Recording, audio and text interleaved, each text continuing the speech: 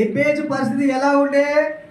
ఒక్కటే స్థలము, ఆ స్థలములోనే ఉండాలి, ఆ ఇల్లు దాటి బయటికి వెళ్ళకూడదు.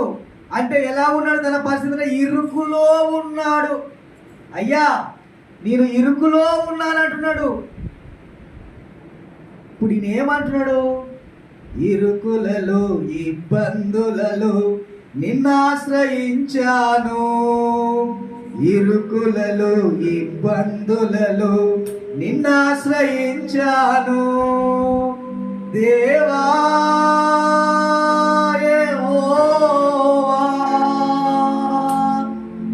నా సరిహద్దులను విశాలపరచుము. దేనికి స్తోత్రం కల్లా హల్లెలూయా. అయ్యా నేను ఇరుకులో ఉండిపోయాను. ఏ విషయంలో ఇరుకులో ఉండిపోయావు? ఏ పేజు? డబ్బు సంపాదించే విషయం.